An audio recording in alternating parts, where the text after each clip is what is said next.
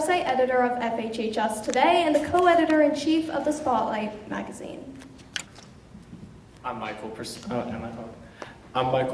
and I'm a reporter for Central Focus and FHCtoday.com. Tonight's forum is entirely run by publications students at Francis Howell Central and Francis Howell.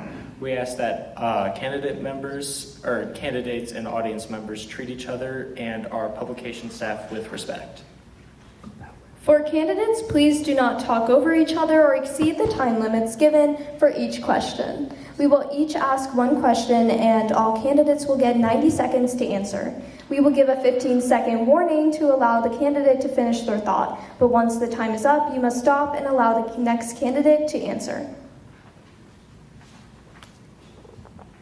For audience members, we ask that you respect the candidate's time and maintain orderly behavior. Please do not talk over the candidates or hold side conversations. Please save any applause until the end of the candidate's answer.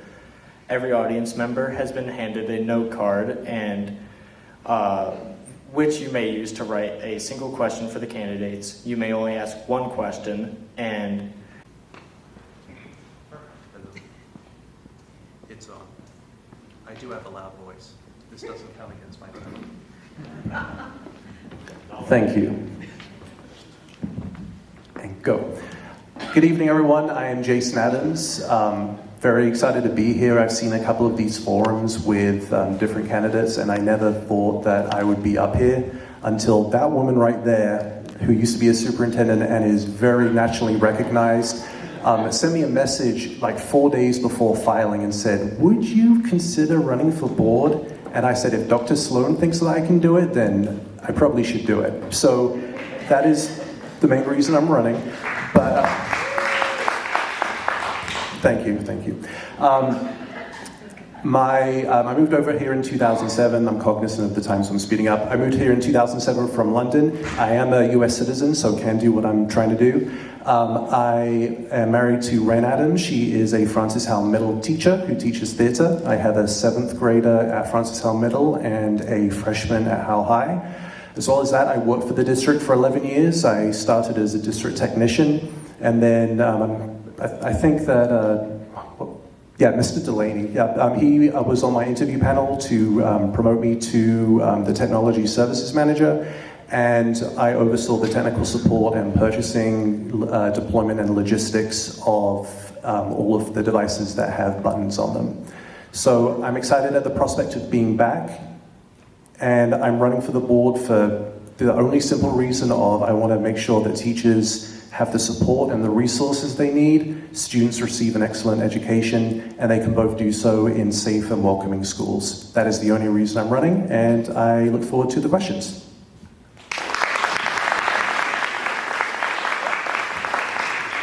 Hi, I'm Sarah Dillard. Do I need to stand up? Can you all see me? I'm just kidding. Yeah, I know.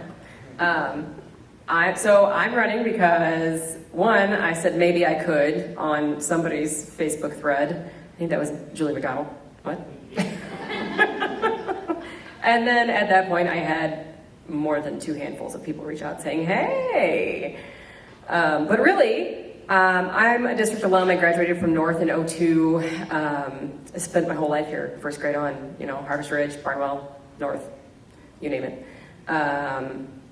And I loved it so much that I have never left the district. I've always lived in the district, and my kids go in the district. I'm very proud of the education I received, and I really want to make sure that all of our kids get that kind of education, and that the teachers feel represented, and that our kids feel represented and seen, and that these people just love the district as much as I do, because that's really why I'm here. That's it. That's all I got.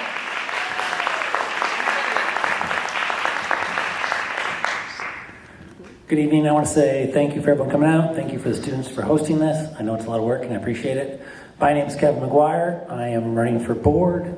I spent most of my life in the Francis Howell School District, off and on. I'll say I lived out of state for a little bit, and then when the wife and I decided to raise a family, I'm a product of public education, and we wanted our kids to go to public schools, and we chose Francis Howell because of its track record of success with students and the opportunities it provides.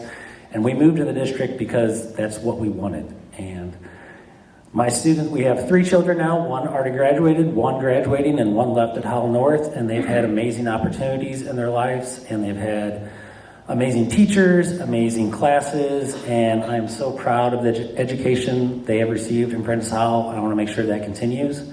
In my personal life, I'm an engineer by trade, so I will try to keep these answers as short as possible, but I'm a details person, I'm a spreadsheet person, and that's the attitude I want to bring to the board. I ask a lot of questions, and I don't want to miss a thing. It's about learning as much as I can so I can help every student be as successful as they can. And I look forward to serving the community because I view the board as service. It's not me leading, it's me working for you to make sure our district is great. And I want to thank you all for that opportunity.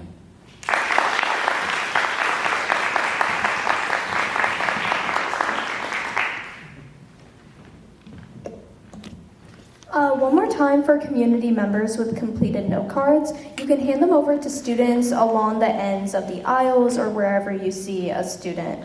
And they will collect that note card for you so we can ask the question later on in our forum. I'm going to begin asking questions now. What encouraged you to run for school board? Starting with Jason. Thank you. So as I mentioned, Dr. Sloan reached out to me and asked if I would consider running for the board. I had, after leaving the district about 3-ish years ago, I had considered at some point running for the board. Since COVID, we've all seen the sheer amount of craziness and noise and just disruption to what our school district was doing. And when I had time to think about that offer, which was incidentally while I was in one of my wife's plays, trying to figure out how to pretend to be someone in a Christmas pageant that didn't want to be in a Christmas pageant and mulling over running for board. So thanks again, Dr. Sloan. I realized that I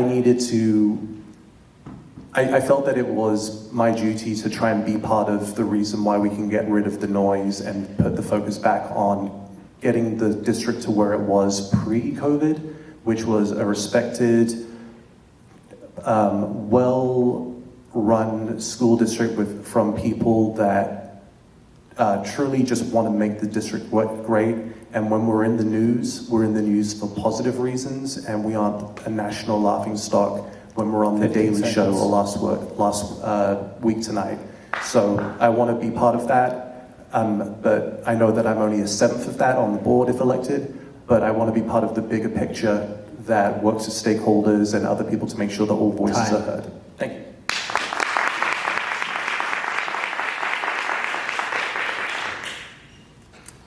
So, a couple of things encouraged me to run. First of all, my husband, over there. Andrew, sorry. I told him I was mulling it over, and he said, "You have the passion, so why don't you just give in and just do it. Just do it. Just do it. You can do this. I'm with you."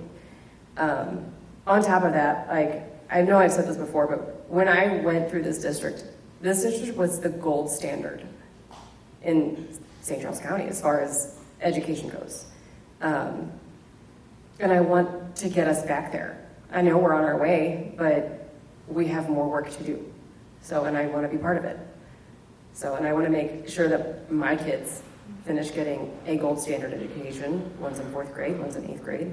But I also want that for your kids. I want it for everybody. So, that's it.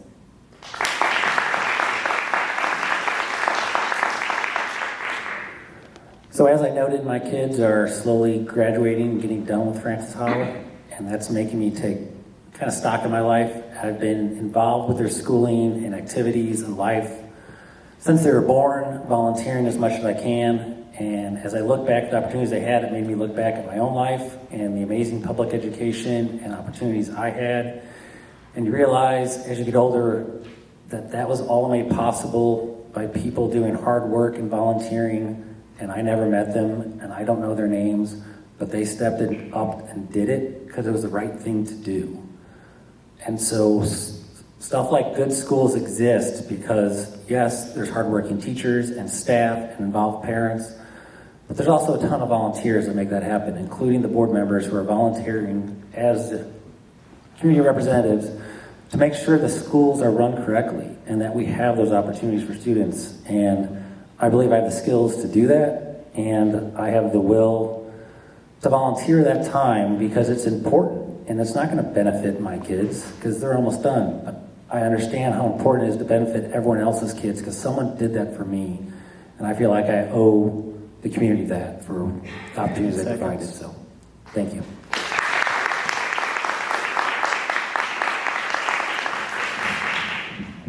Thank you. And what are some recent decisions by the board that you would like to change or that you disagree with?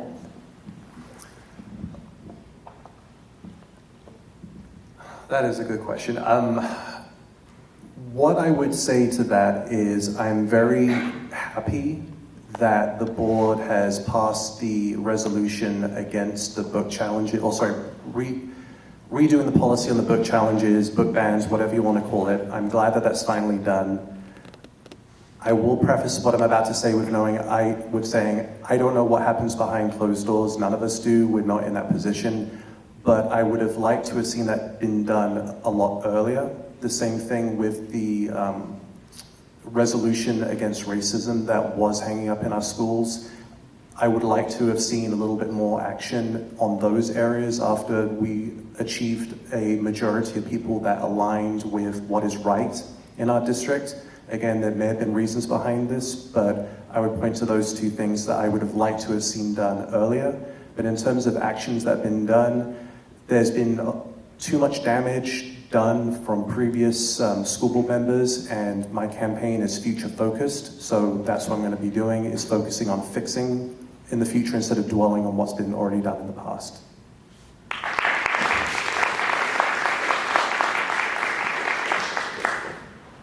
Jason copied my answer. Sort of. Really, it's same idea. I would have liked to have seen the policy on book challenges addressed sooner. And I would have liked to have seen the resolution against racism restored. So sooner and I guess bigger and more inclusive. So, but like you said, we don't know what happens behind closed doors. And I appreciate and understand that. But I'm here to move forward. And I'm not choosing to look backwards. So.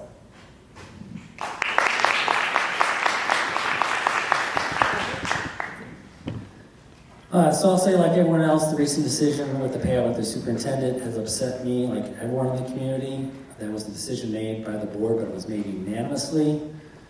I can say it upset me, but I don't have the information to fully question it, and I'll just leave the anger and share it with everyone else watching.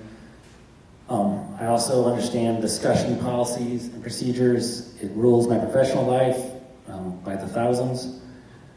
For a specific example that kind of upset me recently was an update to Board Policy 340, which was a policy that seems to curtail board speech.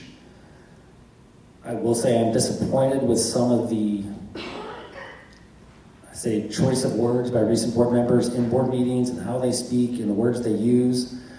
However, we are elected officials here to represent you, and I don't think any board member should be constrained in how they speak for the voters that put them there.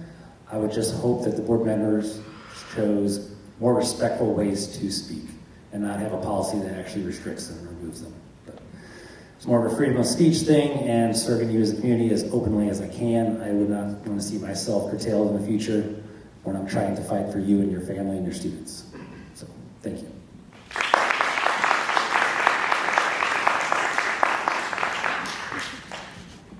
Next question is, how will you ensure greater fiscal responsibility in light of the aforementioned Dominguez scandal with the superintendent? So I would say that what happened with the superintendent situation very well may not be a fiscal issue. It most likely was, and I'm echoing what Kevin said, we don't know what happened, but it most certainly was a personnel, a recruitment, a selection and reference check type situation. But I think all of us here and those watching at home can probably put two and two together that had we not paid out the money that was paid, we would likely be looking at a much larger sum of money that would have been paid out. And while I know that everyone wants answers, I also want answers. I think it goes without saying that if answers came from the board that took place in closed session, guaranteed we would be fighting a huge lawsuit because of agreements that were signed. So I would say for that particular superintendent, I would hope already that what mistakes were made in terms of the selection process has been rectified, because I don't want Mr. Delaney to go anywhere for a long time, but when that time does come, I want us to make sure that the next person that we hire has been thoroughly vetted, and making sure that all the references have been done completely and fully, while also ensuring that all of the stakeholders that interact with the superintendent, so the teachers in the union, FISPA, the community, all have an equal understanding of why this particular person has been selected, but also being part of that selection in the first place.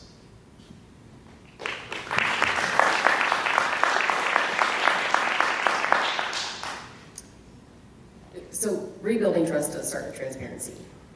That said, prior to becoming a nurse, I used to negotiate contracts for a living. And I understand having clauses in contracts that allow, safeguarding the district from legal battles. When I was out canvassing, I actually had an opportunity to discuss with somebody that really had a lot of heartache about the situation. And I was able to help them understand that, yes, we may have paid $230,000, but his original contract was $750,000. So while we paid $250,000, we didn't pay the whole contract out like we possibly could have. And on top of that, they neutralized it by not filling another position, unfortunately putting a lot of responsibility onto Superintendent Delaney. He's doing amazing. But that kind of helped them understand. So I guess I would have liked to have seen a little more transparency around how they, neutralize that budget line item. But I don't know what I don't know about the budget. I do know that transparency is going to help us help you, and it's going to help you build trust with us. So within the confines of what I'm allowed to do, I will be happy to be transparent as possible with all of you.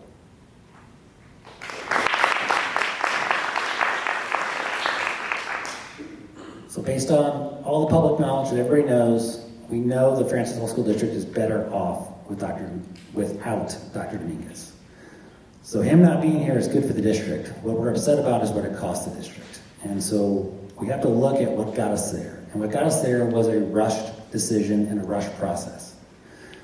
17,000 students, largest in the state of Missouri, and previous board leadership that's no longer with us rushed to pick a superintendent in 3 months, which usually takes 6 months to a year. So the way we have created our fiscal responsibility is to make sure we don't rush decisions, make sure we get background, make sure we get data, make sure we're talking to everyone on decisions that will cost the district hundreds of thousands of dollars for years. So in my personal view and my personal life, I make decisions at the 5-year, 10-year time frame, not in a 2-month time frame. So the best thing we can do for all fiscal responsibility is make sure every decision we make as a board, every budget we approve, is not looking at the budget for next month or when I might be reelected. It's for looking what will happen 5 years from now, or when the kindergartner who enrolls today is graduating 12 years from now. That's how decisions are made, and that's how you get fiscal responsibility, by looking at the long term and making sure you have data and facts.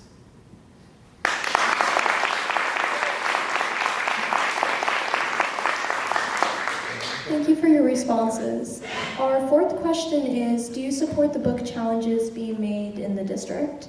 And also, what is your reaction to the current board's change to the book challenge protocol? Please elaborate on your answers. Do I only get 2 minutes on that? Okay, I'll do this quickly. So yes, I always support community involvement and the ability for not just parents, but also the community to be involved in our district, because the parents and the families are the ones with students, but we do answer to the taxpayers. So I support anyone being able to speak up about what's in our schools. However, what's happened is a very small number of individuals mass attacked books that have been in our schools for years and decades, long enough that I read them in high school. That is not the intent of book challenges. The intent of book challenges is to review possible new ones that showed up that might be problems stated that accidentally got in there. And that's not what occurred. Now, I also support the fact that some parents do not view that. And we need to accommodate those parents because parents have involvement with their individual child. And I will always expect teachers, when some sort of conflict of opinions occurs, to accommodate those families. And the teachers are highly trained to do that already. They already make accommodations to make sure that those families can respect their views. Now, with regard to the change in policy, when it was written, it seemed like a good idea to bring all the community together 15 seconds. as fast as possible. We didn't get enough volunteers. It was costing the district thousands of dollars. It was not fiscally responsible to spend $2,000, $3,000, $4,000 buying books to be reviewed to keep them in the school. That is a waste of money. I'm glad they shortened it up. I'm glad that there's still book challenges exist, and I'm glad that it's saving the district money.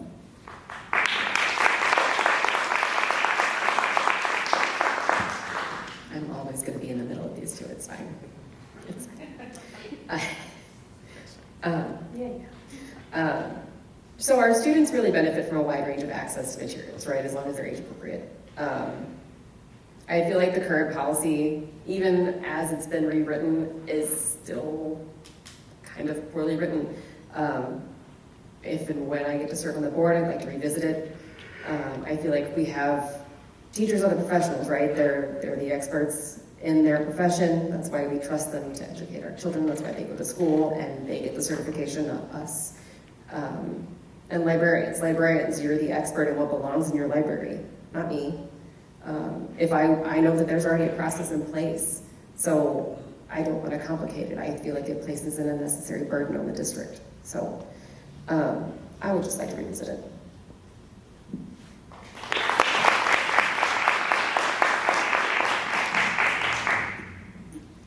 I had, and still have, because it's still kind of circulating amongst us, a lot of heartache over the harm that the sheer amount of book challenges that have taken place have been done. There was a very good conversation that was had at the last board meeting, or the one before, that one person made 50 challenges, and I believe only 37 of those books only existed in our libraries. So when it's done in good faith, if I as a parent think that a book is just so inappropriate, I would expect all of you to say, well, who did you talk to first before you made the challenge? Did you talk to the teacher? Did you talk to the superintendent? Did you talk to the principal and so on? But if it was so inappropriate that it shouldn't be on our shelves, then a very well-written policy of book challenges, that's what it's there for. When a previous board member rewrote that policy, while he may have said that he did it alongside LMS's, Learning Media Specialists, if I got the acronym right, I think that they would disagree that it may have been done maybe with a little bit of their input, but he wrote it themselves. What kind of pegged us into a corner is a lot of a lot of grown-up adult phrases and words were put into the policy that now that it's been taken out, it looks like the district is trying to do something nefarious, which is not the point. So what do I think about the change? It was a long time coming. I'm a believer in parental choice. If you do not want your kid reading something, just contact the teacher or the librarian. But book challenges should only be made after you have done your due diligence and have spoken to people without going straight to the extreme.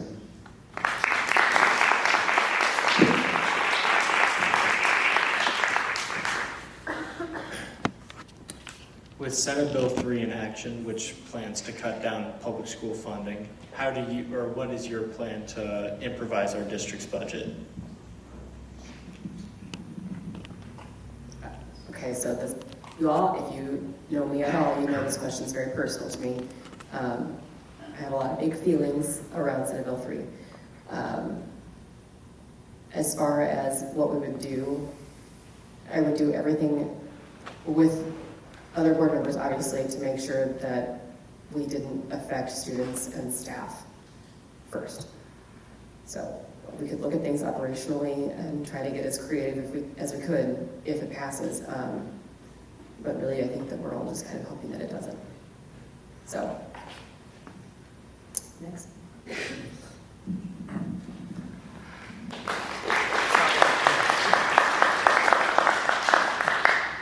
So if Prop RT passes, we're going to face significant funding challenges.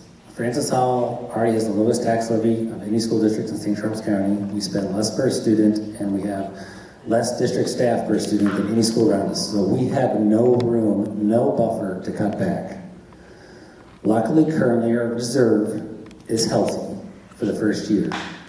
Prop RT is tied to inflation. It compounds over time. So how it impacts us the first year, we might squeak by. After that, it's going to hurt more every single year until something is fixed. Now, we as the board don't get to set our tax spending. You, the voters, do. If a Prop RT passes, I'm going to ask the voters to return the tax levy every year back to where it is so we can maintain our current staffing and funding levels. If you don't want that and you vote it down, eventually we're going to have to make cuts. And I don't really want to do that, but we also answer to the voters, and it's your wish what these schools look like. I am opposed to Prop RT for that reason, because I support our schools. And anyone who supports our schools should vote that thing down as soon as possible. No on Prop RT. 15 seconds.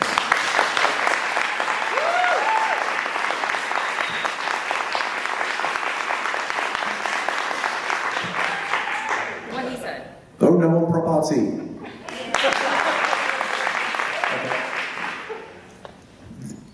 This whole ballot is bad. It was not well thought through. The fact that both sides of the political sphere had finally come out, so one side has finally come out and said, oh, wait a minute, this is bad. Let's vote, this is not good. I was in Jefferson City last week. I spoke to a senator and asked him point blank, why is this thing here? And his exact words were, yeah, I think that the wording is unconstitutional, and I'm surprised that a judge hasn't thrown it out yet.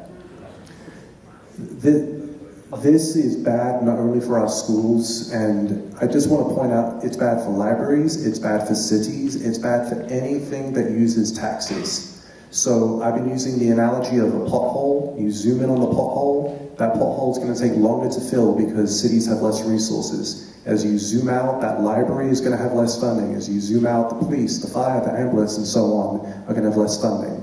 If you think that property taxes are high now, what you're already seeing with Prop EMS and Prop Fire, while I will always support our EMS and fire departments, is they're adding sales tax to the ballots. If we lose property taxes, you're going to see that from everywhere, libraries, cities, schools. So while you may be saving $130 a year on your property taxes, you'll be paying through the nose on sales tax until eventually someone figures out that on Super Bowl Sunday, when they want their nice big screen TV, they're going to drive across the river and pick it up from St. Louis County that doesn't have this thing.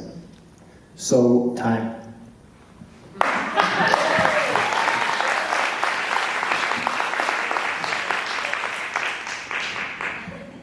Thank you so much for your responses. Our sixth question is, what are your top budgetary priorities, and what would you cut if funding fell short? everyone here, I'm going to guess, is very invested and knowledgeable about the school district, and as such, you know that the vast majority of our budget is our people. The people make up a school district.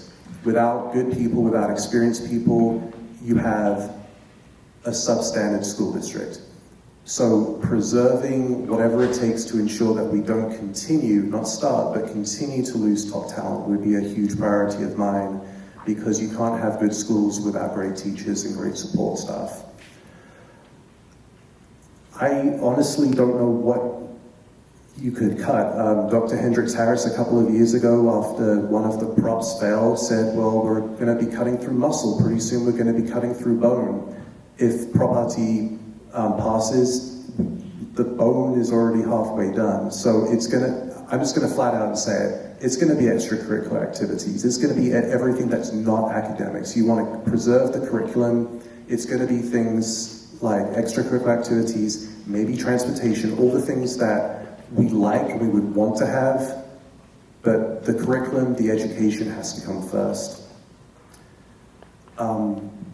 15 seconds. Yeah, I can't really say anything else besides that. You need to protect your staff and your people, but it's going to hurt real bad if we have to start making some cuts outside of curriculum.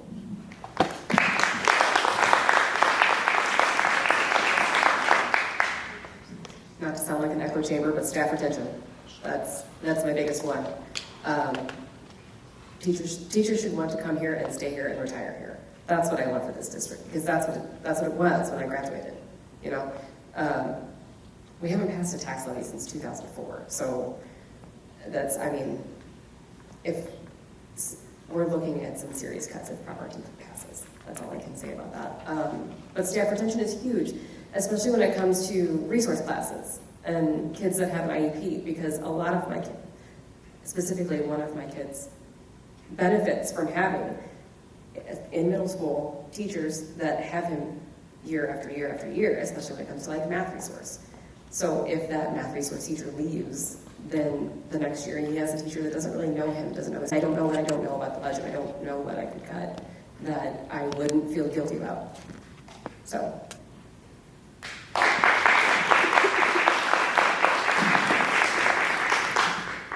So my campaign has been focused on student achievement and success, and so the top indicators of that are class size and highly qualified teachers.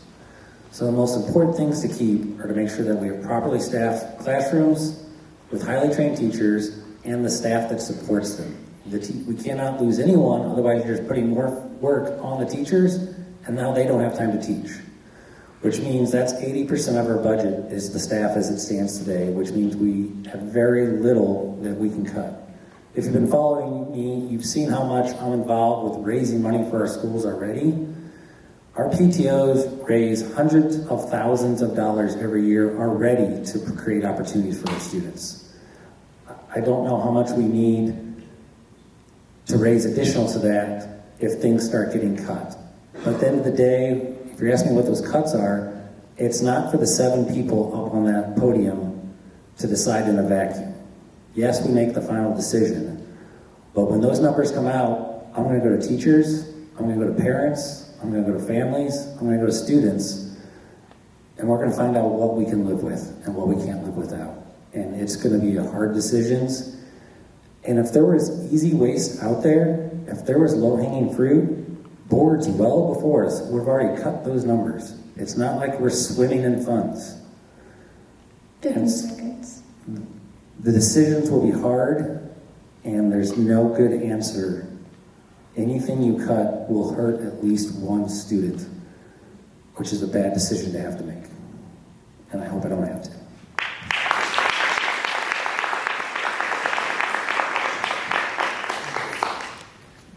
Next question is, how do you plan to help lower income students?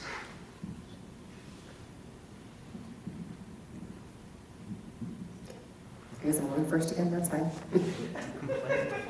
No, it's fine.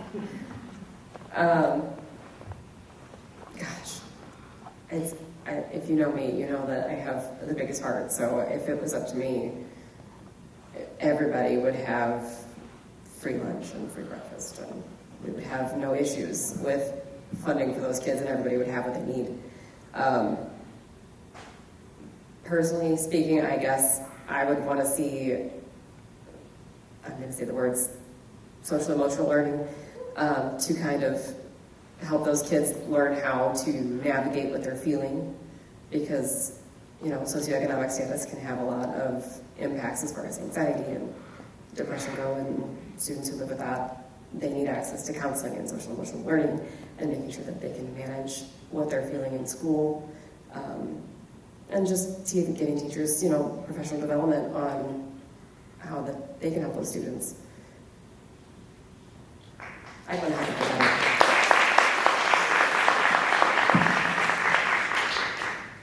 So I want to piggyback off what Sarah said. When I didn't know this at the time, but we got the questions in advance so we could provide written statements. And this was one that I struggled with, because how can a school district help lower income students? There are a lot of things that we can do, but there's a line, there's a limit to what we can do. So the first thing that came to mind is the financial piece, but as Sarah said, there's a lot more that goes into it besides the financial piece. It's making sure that the whole child is taken care of. We don't know what's going on at home. There could be some situations that they need some support, that they need additional resources in order to make sure that they're okay and that there's a safe space available for them to confide in people. But in terms of how to financially help those students, I would want to look at existing programs that are in place. I'm not sure if we still have it, but we used to have the mobile market, which was in partnership with Sodexo, where food insecure families could come and receive money from, in partnership with a local food bank. I would want to see if that's not in place, why it's not in place anymore, and restore it if possible, and expand upon it. I know that every year, students that qualify for free and reduced lunch, they have to reapply. I would like to make sure that we cut out as much red tape as possible to get them the help that they need as soon as possible, and also have a dedicated person within their role to look at grants that are available for those students.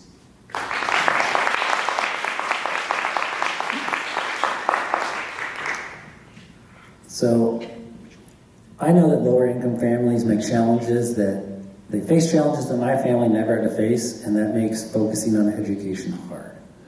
And the first step of a board when making a decision is to acknowledge that and be aware that not every student wakes up in the morning with the ability to focus on learning. So back to that staffing, that means we need extra staff like counselors that can help those students and help those families navigate issues that we hope that our children don't have to face, but we acknowledge that some students do. Beyond that, the district can staff those counselors, but we can also staff people in the district office that go out and get government grants and get government programs that help families. For example, it was a month or two ago, they went out and got extra grants to help make sure that Vacation Station was affordable to all families. That way parents can drop off their kids and go to work and make sure that that kid's at school. Because the other choice is they leave that kid at home and hope that they get on the bus. And there's countless programs like that, but that requires someone staffed and hired in the district office to do it, because the teacher can't do that. They don't have the time. They might have the heart, but it takes a focus. So making sure that we don't lose people like that in all our schools. Additionally, 15 seconds. I want to make sure that low-income students feel part of the community and can participate in activities, which means we need to avoid anything that makes sure they can't. I'd like to give a shout out to the Henderson PTO and Eagle Fest. They organized it to make sure that every family and every student could participate regardless of income, and that makes a community and that makes a school. So I want to thank every volunteer like that makes it possible. Thank you.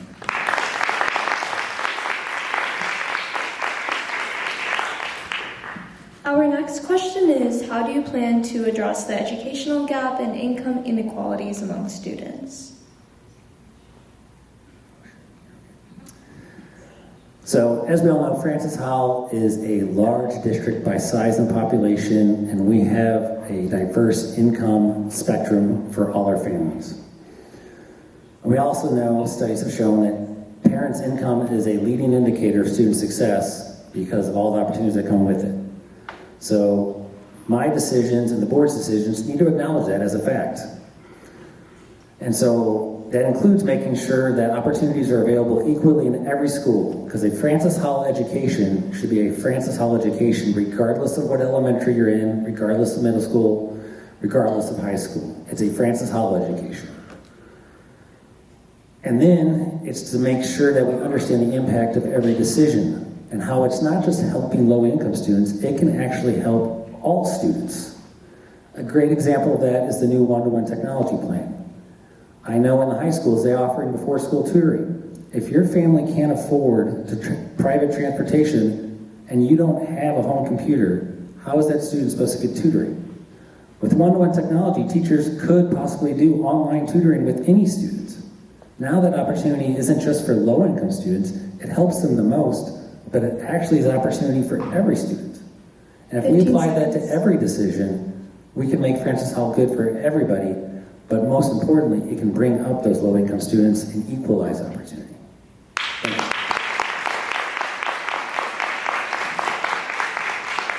So this was another hard question to answer because it's a very involved question with a lot of big consequences if you get it wrong. Like Kevin said, one-to-one is a huge step in the right direction. It was a step that I wish that we were able to take a long time ago. Not everyone is fortunate to have a computer and internet access at home. Having one-to-one bridges that gap. As I mentioned at patron comments at the last meeting, one-to-one does not directly contribute towards academic achievement, but it does address inequality and fair access towards everyone.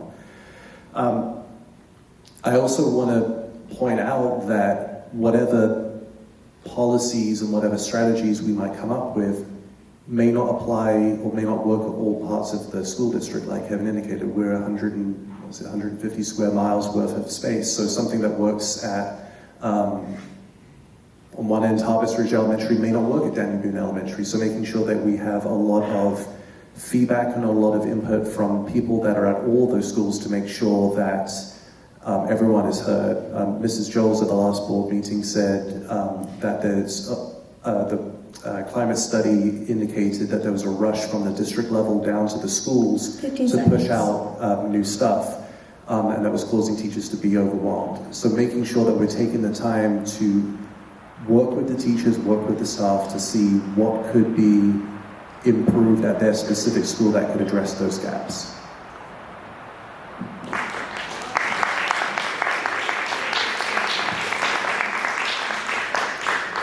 To kind of piggyback on that, one-to-one technology is going to be huge.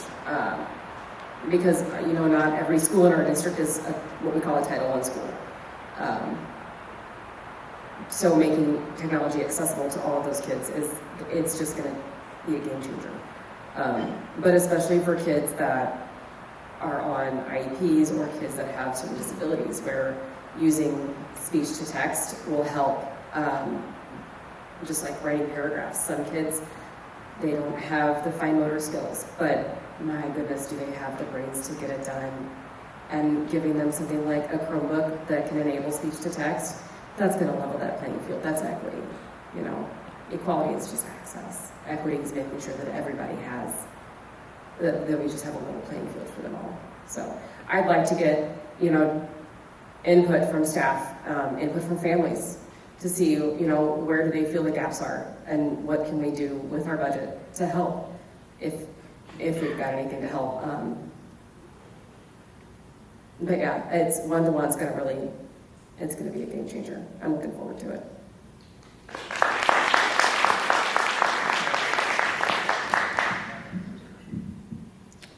Our next question is, how do you plan to make sure that all community members feel heard and trusted in the district? I welcome comments at the board meeting, obviously. I think that that's a fantastic opportunity for community members to make sure that their voices are heard. I'm not somebody that's afraid to reach out to a board member via email. I feel like anytime I've reached out, my responses my emails have always been well received and their responses have been with care. So I feel like we have a good process in place for that. I'd also like to get out in the community more, I guess, because I'd like to hear from people just wanting to know how are they feeling about Francis Howell. So I know I mentioned in one of my discussions with a student journalist, I'm thinking about like a once a month, come and have coffee with me. Talk to me about your aches and pains and your wants and needs and hopes and dreams for this district, because I want the pulse of the community. So I feel like maybe starting something like that might be good.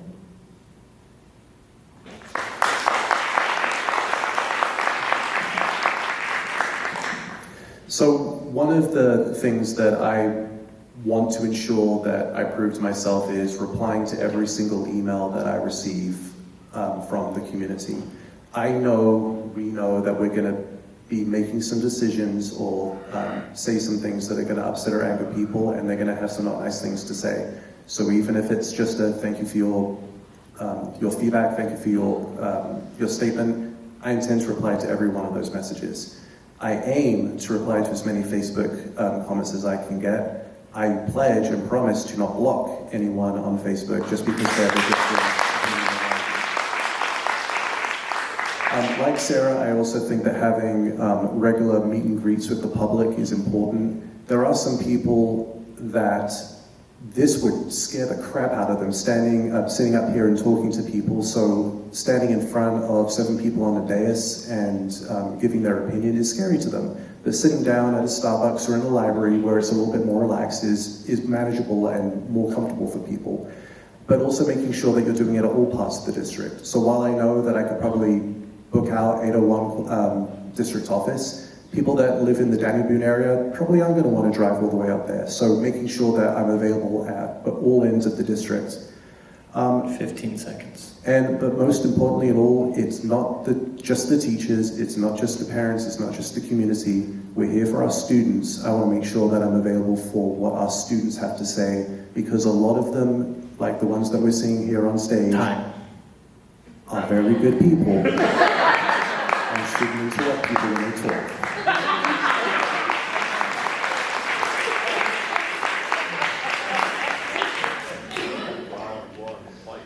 So in my experience, making sure people feel heard and listening takes work. It takes effort. We call it a conversation, but it's not. It's me sitting here and actually focusing on not responding to people coming up to me, but listening to their words and trying to understand where they're coming from. So I've made an effort of that from the beginning when I started my campaign. I joined social media for the first time in my life, which is a big deal, just so I could hear from people I've never met before. I've been to as many public, open events as possible, because I'm not looking to hear just from the people who support and agree with me. I'm here to listen to the community. I've been to as many schools as I can. I've been to as many events. I've knocked on hundreds and hundreds of doors and had lots of conversations. And the other day, I sat down on the ground next to a nice woman gardening for a half hour just to listen to her concerns. That type of work is what it takes to make the community feel heard and trusted. And I'm not saying we're going to agree at the end, but you will leave knowing that I heard what you said and that your input will impact how I make decisions. And I hope I can continue that from here until the day I leave the district. Please reach out at any point. I'm ready to listen, because the 7 of us cannot succeed without all of you, and all the eyes, and all the input, and all the ideas. There's too much at stake for it only to be 7 people. Thank you.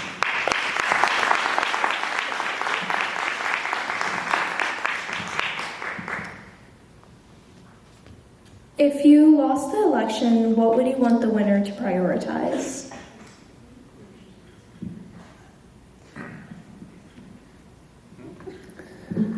So I want them to prioritize supporting all families and all students, not just the ones that they agree with, not just the ones that they deem as acceptable.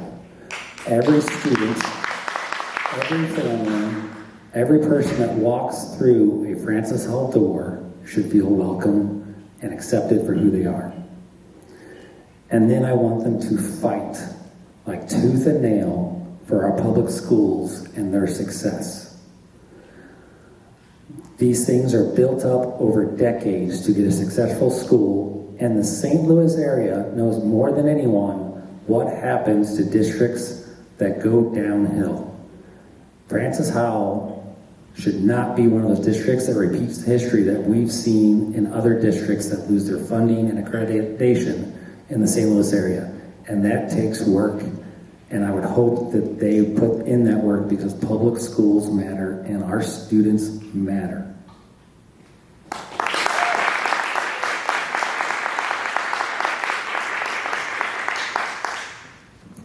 in addition to that, staff retention. So, retaining our teachers, it's directly related to student success. So I would hope that they could prioritize that and make a commitment to engage with community members that they may not agree with, even on social media. I would hope that they would focus on inclusivity for everyone, because I get the feeling that not a lot of our students are getting that kind of vibe from all of our board members. So I hope that that could change going forward for whoever sits up there.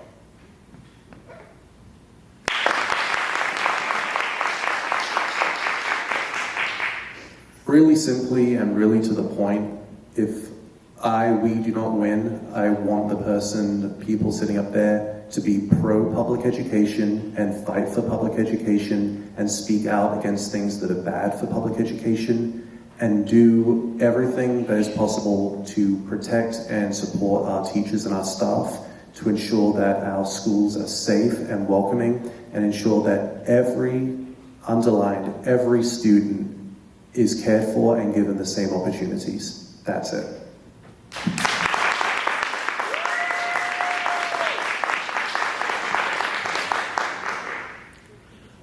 Our final question before moving on to audience questions is, why should students trust you to make decisions that affect them? You shouldn't until you see... So this is the only time that I wasn't making a joke. What I was going to say is actions speak louder than words. I don't deserve your trust until I've earned your trust. So if I get elected, I want you to concentrate on the things that I do rather than just the things that I say. I want to make sure that you and I are on the same team, that I'm listening to you, that you feel comfortable with just shooting me an email that says, this is what I'm experiencing, I want you to know so I can understand what's going on. And then I want you just to see what my actions are to see if I'm someone that you can trust. And if you don't like what I'm doing, then I would encourage you to reach out to me and say, I didn't appreciate this, or I disagreed with that. Besides that, as I mentioned earlier, I have 11 years experience in the district. I have worked with employees at all levels, teachers, building administrators, district administrators, all on the focus of indirect student learning. I'm not a teacher, you do not want me to be a teacher, but I help the teachers teach and I help the support staff support people. So over those 11 years, I would encourage you to reach out to the people that I did help and to ask them, what do you think of the Jason guy? 15 seconds. Thank you. And hear from them and see if they feel that I'm someone that you can trust.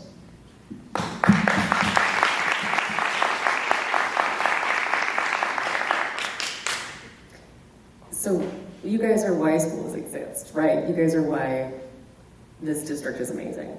And you're supported by the amazing teachers and administrators and everybody in the district. I would want you to trust me after you've seen what I do. Just like Jason said, I can say whatever I want, but at the end of the day, it's going to matter what I do for you.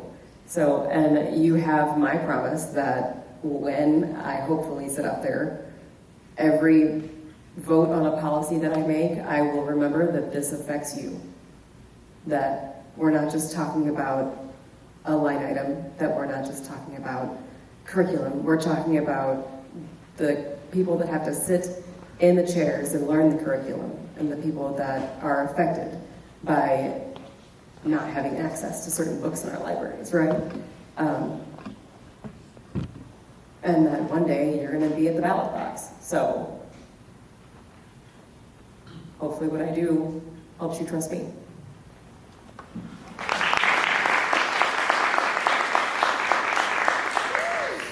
So I've always believed that trust must be earned. So let me share what I've done that I think has earned your trust. So since my kids started school, actually preschool, I've been involved in their activities, showing up as an involved parent. I have volunteered for hundreds of hours helping students since then in various activities, sports, and school-related activities. I've helped raise tens of thousands of dollars for your schools through my volunteer efforts. I've spoken up at board meetings over the years of things that I think impacted students negatively to make sure they didn't happen. During my campaign, I've done nothing but focus on student success as my key priority with fiscal responsibility. And you can review all of this. You don't have to take my word. It's all available online for you to review and make a decision yourself. You can see that all of this is backed up by comments by teachers, students, and other athletes who witnessed me do this. And so all my actions, words have been consistent. And I feel like with that, I started to earn your trust. But I have to continue that during my entire time through everything I do. And I think leaders should be accountable to those they serve. And that's why I showed up here tonight to earn your trust. And 15 seconds. if a leader says that they can't be questioned by you, you probably shouldn't trust them.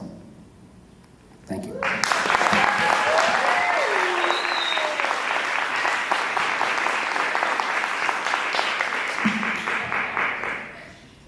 Thank you so much for your responses to our prepared questions. We're now moving to the audience Q&As, and before we start the questions from the audience, we would also like to again emphasize the importance of respect and orderly behavior. Hold applause until the candidate is finished speaking, and please do not talk over candidates.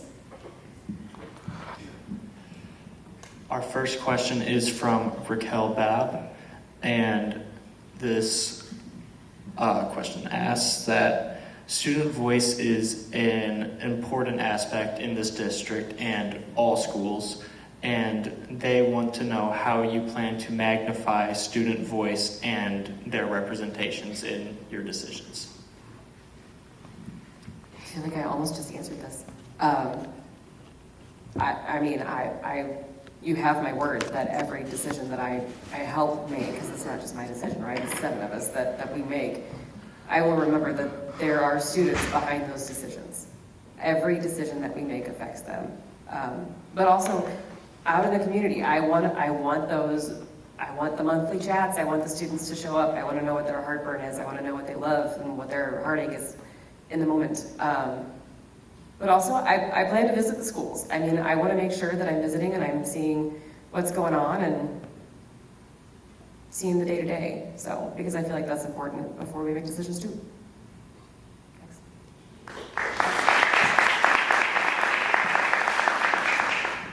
Sarah said something a couple of questions ago, and I really liked it, so I'm going to steal it, that students aren't a line item. They're students, they're real people. So ensuring that every decision has that student in mind. I want to make sure that I listen to any student that reaches out to me. I want to be approachable. I try and portray myself as approachable. This whole election cycle, I try to be as authentic as possible. I'm sure that the person that has assisted me running the campaign has kind of face-palmed a couple of times with some things I've said on Facebook, but I wanted to represent myself in a way that continues if I'm elected. I do want to do the meet and greets with students. I know that there are board members that visit schools, and I would guess that some students are kind of picked to interact with the board members. I would want to have a space where maybe the teachers aren't there, that we're in a library and it's just a group of kids and me just kind of having a candid conversation and me listening to their concerns, as Kevin said, listening to understand rather than listening to respond, and just legitimately trying to understand their voice. 15 seconds. Yeah, I think that's it.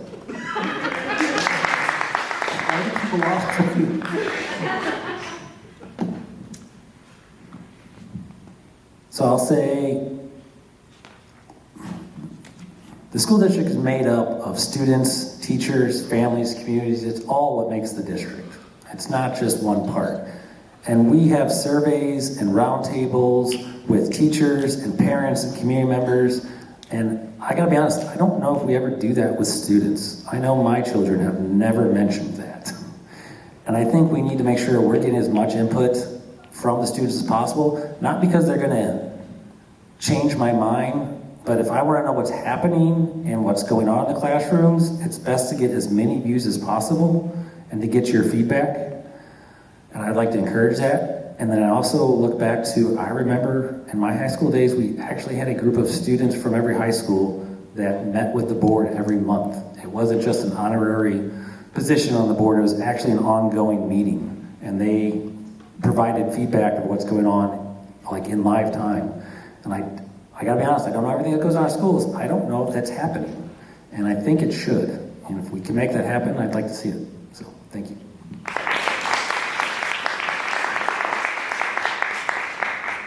Our next question is from Jared Pillsbury. And can you give examples of how you will show up for the district? I will continue to do what I've been doing and even more, I would say. I'm volunteering for this responsibility because I want to serve the district. Many of the people know that I've been going to as many PTO meetings as possible and just sitting there and listening to the parents there. I want to do more of that. I show up to the community events, the fundraisers, the student events, you name it, I want to be there. I have been to all but one school now in the other, but anytime we're playing Zoom wall, it's Francis Howell, number one.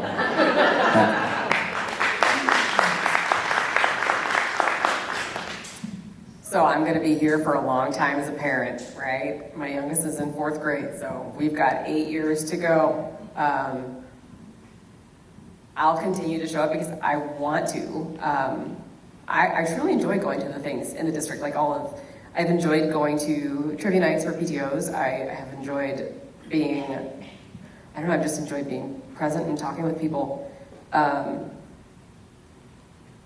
Okay, I've had a thought, it's late, I haven't had coffee, guys, I'm so sorry. It's there, I'm gonna be there, I'm gonna show up, I'm gonna continue interacting on social media, whether you agree with me or not. I'm not gonna block you, I wanna be present with you, I wanna have that conversation. And I will root on all 3 high schools, no matter what, okay? Thank you so much. But just like Friday night, I know North's Winter Guard unexpectedly lost their coach, and they're putting on a last-minute performance on Friday night, so I will be there because I want to see what that's about, and I know that they need the support. So they've had to build a whole new show in the last 5 weeks, and they deserve an audience. So I'll be there.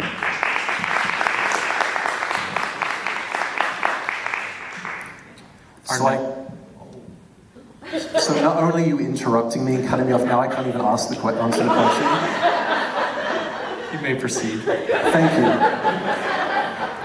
I appreciate you being here and putting this together. So I will answer this question with ire and anger in my voice. I hate Highway K. And some of you may be thinking, why is he bringing this up? And I will be telling you. I live 2 minutes away from the district office on the 64 side of K. I work on Main Street, which is past Highway K. So if I'm willing to drive through 1,000 stoplights to get to all of the different places I need to be on Highway K, then you know that I'm committed. Besides that, I intend to work with teachers. I want to not just wait until I get an email from someone saying, hey, we have this event, it would be great if you could be there to chat to some teachers. While there are policies and things I obviously want to respect, I want to be able to reach out to teachers and say, hey, I'm available at this time, I would love to come by the school and kind of see what you have to say.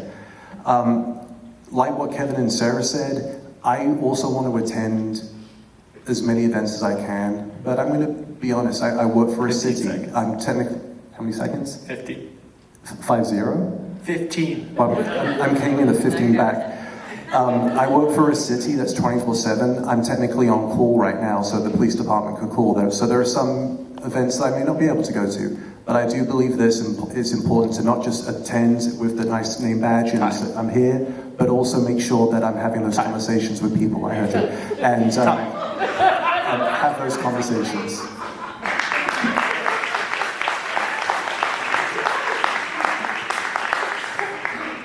Our next question comes from Caroline Dungan. If you are elected, how will you engage people who hold different views or supported other candidates? 100% encourage it. I know that when we look at the ballot tabulations, there's going to be a lot of people that didn't vote for us. And there could be some valid reasons. It could just be as simple as that they're used to voting 1, 2, 3 and we're 4, 5, 6.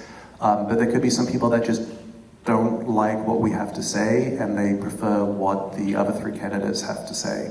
And just because they didn't vote for us does not mean that we do not support their students and want to ensure that they receive as good of an education as the people that did vote for us, but also include them in the community. Maybe they misunderstood something that I said. Maybe there's something that I didn't understand that I want to educate myself better. So, all right, you didn't vote for me, that's cool, that's what the democratic process is, but tell me what it was that you didn't appreciate, understand about me so we can come together. Kevin mentioned that we may not leave that conversation with us in agreement, but I would hope that they could say, well, he tried, he made an effort to understand where I came from, but there's always middle ground when people come into it with good faith.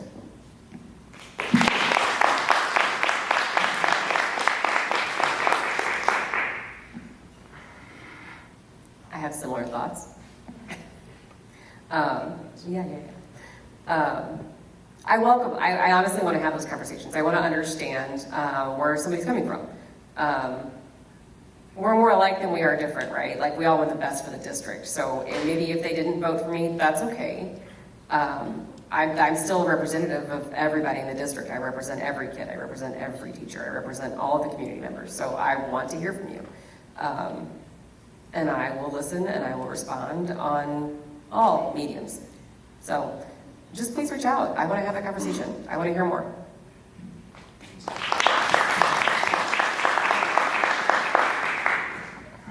So as I said earlier, well, let's just start from the beginning. I am running to represent the district. I am not running to represent the people who vote for me. I'm not running to represent the people who support me. I'm running to represent the district. Every taxpayer, every household, everyone who lives within the Francis Howell boundary.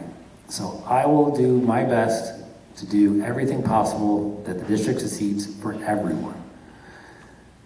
Now, for people who don't support my ideas or my values, I'm going to listen. I'm going to engage.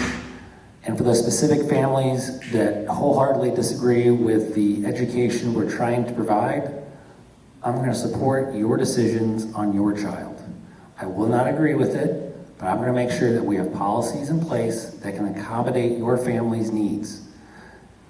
And with that, I hope we can all succeed and come to some sort of an agreement that we as a Francis Howell can get along and focus on the students and make sure that they are prepared for life and that they leave here with a great experience and that they want to come back and have their own kids here.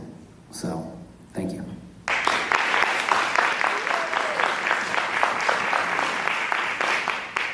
Now for our final question of the night from Bob Davenport. What would you suggest for options to potentially increase revenue for the district?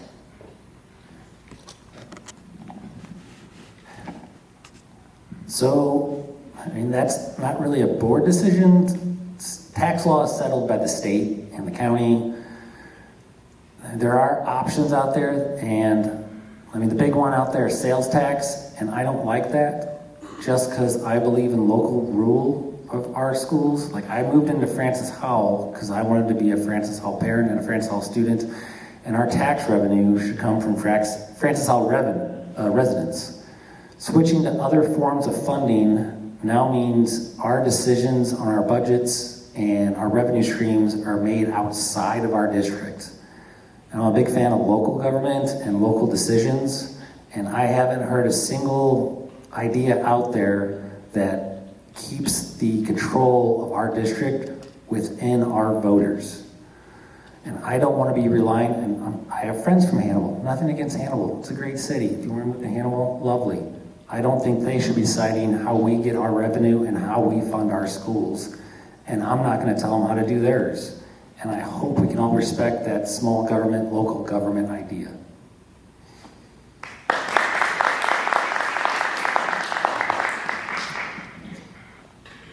So as a nurse, especially I'm pursuing my doctorate, so I know that I'm going to have to pursue other avenues of funding because I can't pay cash, right? Limited funds. I would be open to exploring grants and whatever we had out there that could help fund our community and our school. I know that we can only ask for so much from the district and from our patrons, but hopefully there would be options out there that we could have a discussion, maybe we could sit down with the governor, guys, and have a discussion about how he funds the foundation formula. I have feelings on that too. So, but there are grants and whatever we need to do out there. If we need to search for something to help fund a specific activity or something, I'm all about it.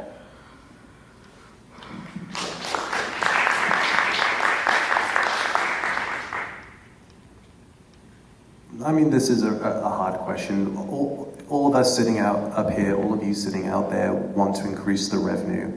If there was an easy way of doing it, Dr. St. John would have mentioned it by now instead of focusing on what we stand to lose.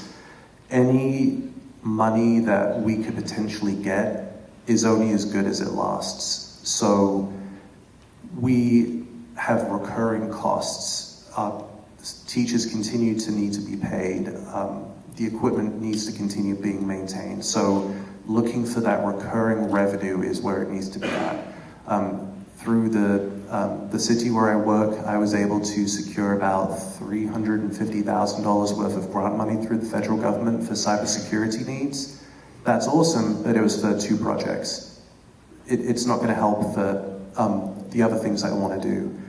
So at some point, and I want to make sure I'm very clear, I'm not saying that we do this now because I know we don't have the community support, but the words tax levy come to mind. Because at some point, we need to take a hard look, and not just us in this room, but the community as a whole. And if we see something within our schools that we don't like because there's not enough revenue, then it's time to put a tax levy again on the ballot to have the community weigh in again if they want to fund the schools the way that they should be.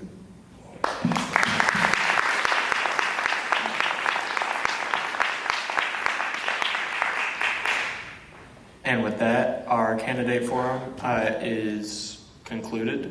I just want to ask for a big round of applause for our candidates that did come tonight.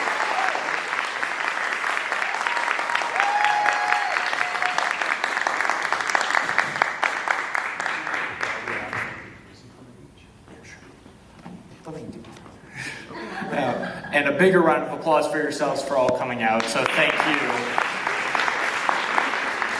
And Jason wants to give some closing comments, I suppose. Not just me.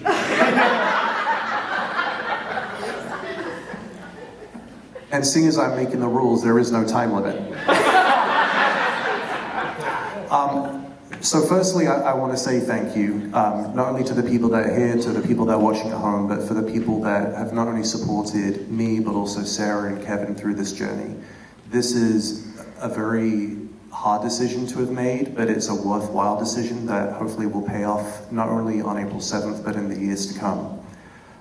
The 2 things that I want to mention in my closing comments is 1, you've had the opportunity to hear from 3 people that are aligned, but are very different people. As you may have noticed, I'm more off the cuff. Sarah wears her heart on her sleeve, and Kevin is incredibly well polished and very well spoken. But we're all on the same page that we're here for your student success. We're here for the community success, we're here for the school success. The other thing that I wanted to say is, I made this speech at the beginning of the campaign, but I wanted to kind of full circle it, seeing as we're coming to the end of the campaign. I made the strategic choice to wear this particular shirt tonight. Those of you who were here in the COVID days will remember this particular shirt because this 15 was... seconds. Point of order, I would like to... Audience members, would you like me to please finish my statement? That's a minute 30, sorry. I can do this in a minute. Thank you. Yeah, time is up, thank you.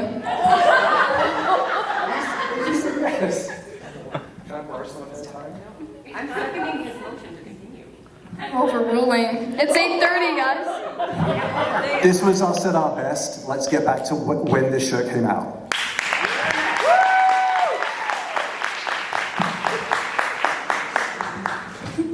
Thank you guys for coming out, guys, gals, non-binary pals, all of us, right? Thanks for coming out. If you couldn't tell, I was just a bit nervous. Welcome. I appreciate you voting. However you vote, please just go vote.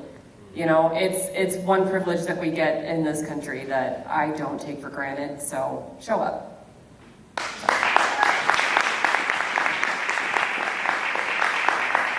First, I want to say thank you for the students who put in the work to make this happen. I know there's a lot of planning and a lot of effort. And I want to thank everyone that came out. I want to thank everyone who watches this online later. I hope we answered some questions for you and learned a little bit about us. I just want to say I'm doing this because I care, and I hope that's come across. It's very, you know, engineers, we're very pragmatic and planned out, and I will bring all of that focused and detail to the board in every decision I make. And I know the rest of them are going to hate it because I will question every decision and policy. And yeah, I'm going for the longest board meetings possible because that's how decisions are made. I appreciate you for who you are. Yes. But it's because I want this district to succeed for all of you. Like I said, my kids are almost done. The decisions I make aren't going to impact them very much. They're going to impact a kindergartner I've ever met. And oh, am I done? Do I continue? This is a normal shirt. I just put it on. It's not special. 15-second warning. Vote 4, 5, 6 on the 7th. Thank you.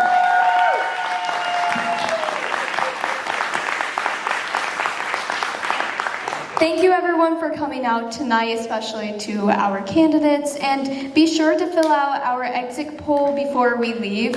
It is posted around the auditorium in the hallway, and if you are confused, just ask one of our advisors in the back or a student on how you can fill that out. Thank you.